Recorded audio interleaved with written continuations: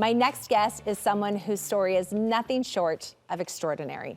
Emilee Pehrson was born with cystic fibrosis and given a heartbreaking life expectancy of just 12 years. Now, at 45 years old, her story is a testament of faith and resilience. Emilee has experienced both the fragility of life and the miracles that make it worth fighting for.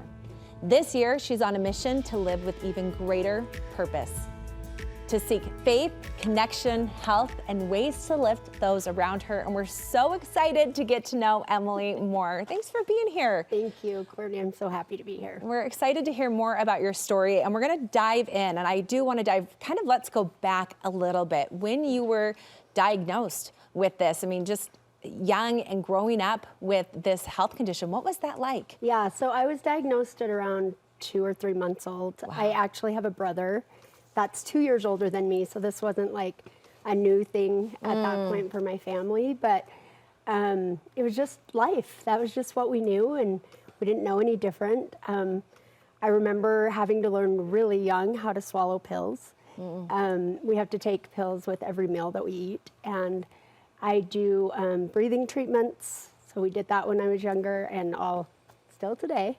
But my parents would pound on our backs to get the mucus to break up and excrete. Yeah. And anyways, so things have changed a little bit over time, but you know, it's still this day to day. Day to day. And I mean, to hear that the doctors gave you 12 years. Yeah, I mean, that's what they told my parents. That's what they told your when parents. we were born. I don't remember like anyone sitting me down and being like, okay, this is a life expectancy for this disease. You know, I was aware that like this wasn't, I didn't know how long I would live, but I knew there was sort of a timeline. I remember meeting someone with CF that was 40, and that was a huge deal. Back then I was probably 10 when I met him.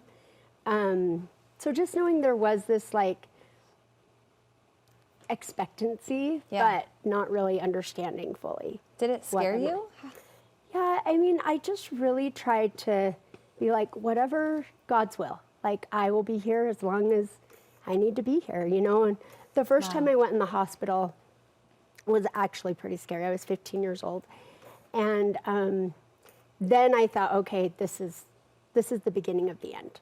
Like, that's just kind of what my thoughts went to. And I received some confirmation that it actually wasn't, like that I was doing well, and just really tried not, I mean, I just, every year was like, okay, how many more do I have? Kind of living in that way, but I've learned to just try to be in the present.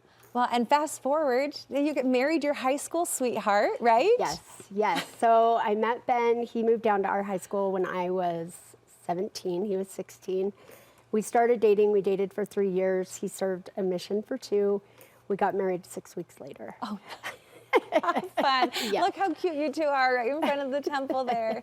And I mean, at the top of your resume, you're a mom of 2 beautiful kids. Talk to me about that journey of motherhood as you've been dealing with this condition. Yeah, so I didn't know if I'd be able to have children. I didn't know anyone with CF that had children. My doctor advised us early on, if you want to start a family, it probably needs to be sooner than later.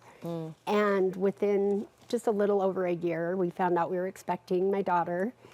And she, that came with a lot of complications. Yeah. It was actually pretty scary.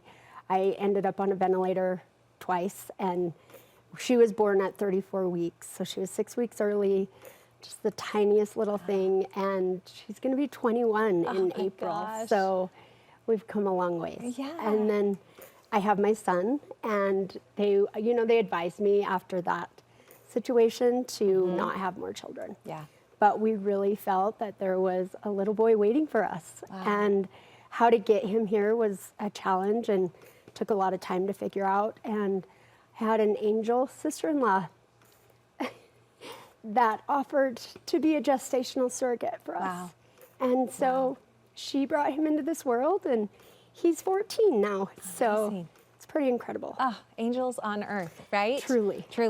Now, and it looks like you're doing this with, good health, but you did have a big scare in 2019, right? I did, Pretty yeah. serious? In 2018, I ended up getting influenza A, and that just took a huge toll on my health. And in 2019, I was going in the hospital consistently and just really struggling, and was advised that I needed to get a lung transplant. Wow. And yeah, that was a big deal. Really So scary. you're still in and out of the hospital. This is still part of your everyday life. But what I'm going to change our conversation to is just how you have embraced sharing what you're going through with the world online. And I love that this year you have picked a word for the year. And a lot of us will do that sometimes, right? I like that you've got the word, but like 4 areas that you're using it. So what is your word for the year? Talk to me about that. My word for the year is seek. And after I choose a word, I always look for the definition. And one that really spoke to me was to strive after. And so my hope is that this year is to strive after things that are, let go of things that don't matter and strive after things that truly have purpose. Okay, we're gonna kind of go through these fast because time always evades us so much on the show, and I could be here for half an hour. But the first one, you're saying seek spiritual things, right? Yes. Okay, talk to me about this one. So for me, I made a goal to go to every temple in Utah this year and invite friends that live in that area to go with me. Oh, that was so fun. Okay, and then the next one was seek better relationships, or just seek those relationships. Yeah, so I'm just looking at better ways to connect with my family and the people that I love. Okay, and then the third one, seek better health, which is, talk to me about this one. Like, what even motivates you with everything that you're dealing with already? Yeah, I mean, so I'm really looking at like exercise, and the thing that truly motivates me is that I wasn't supposed to be here still. Like that, it truly is a miracle that I'm sitting here with you. And so the motivation to just keep going and to make sure that I'm here longer, to maybe, you know, I didn't know if I'd raise my children. Now I'm like, oh, maybe there will be grandchildren that I get to see. Yes. And your fourth one, seek ways to be a light. What do you mean by that one? So for me, I always want to recognize how I'm here and why I'm here, and it's truly through miracles and the grace of God.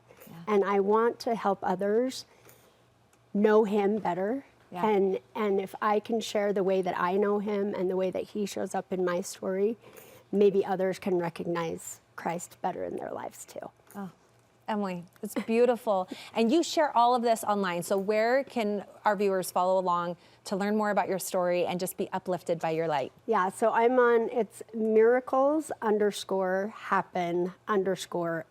Yes. E-M. E-M. Okay. Yeah. And we will, of course, link you to Emilee's page from our page, KSL, or studio5.ksl.com. Thank you so much for being here. Thank you, Courtney. Okay.